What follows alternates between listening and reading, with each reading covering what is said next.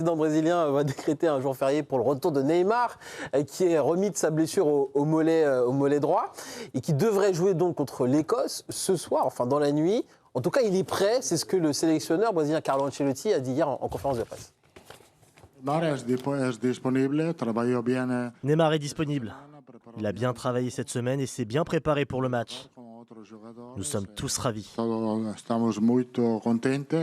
Oui. C'est bon, mon Pierrot.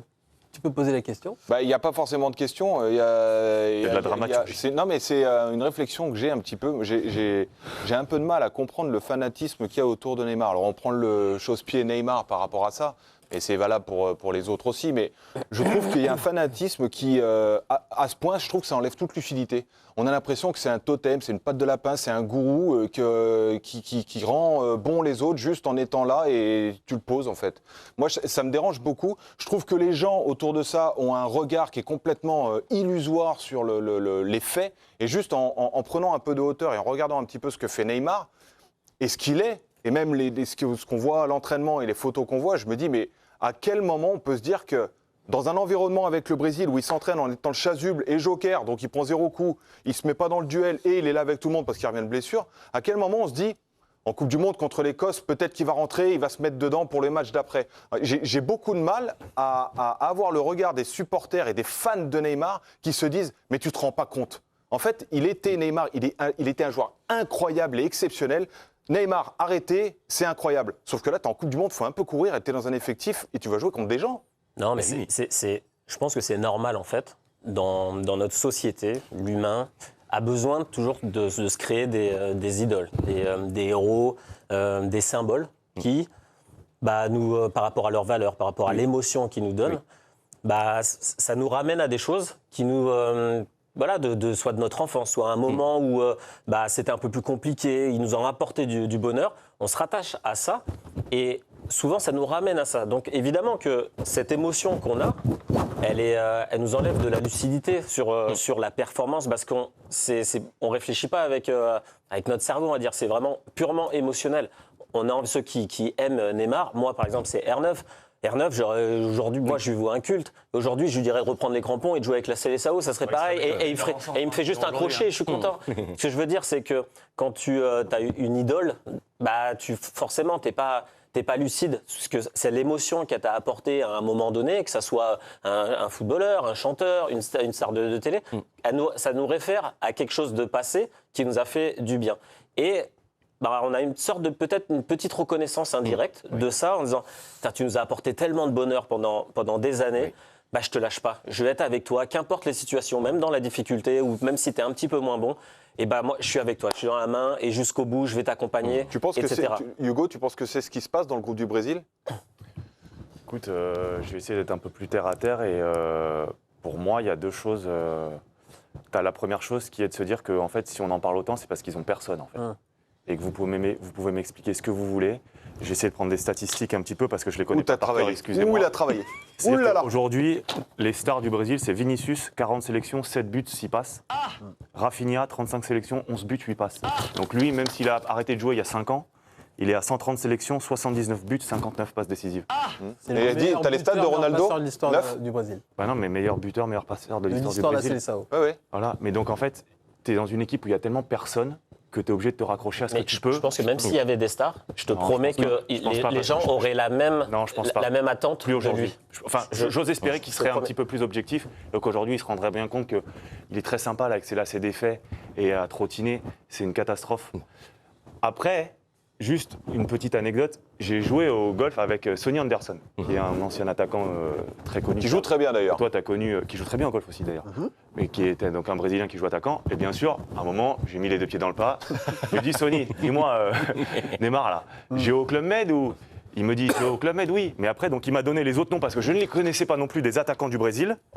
Donc, attention, ils sont où?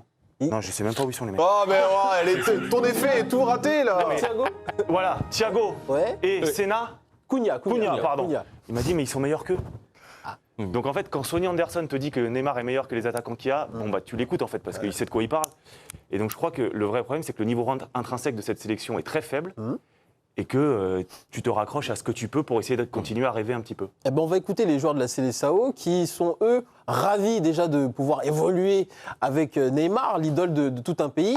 Et ils sont même prêts à faire beaucoup plus de sacrifices pour lui permettre de jouer. Écoutez-le.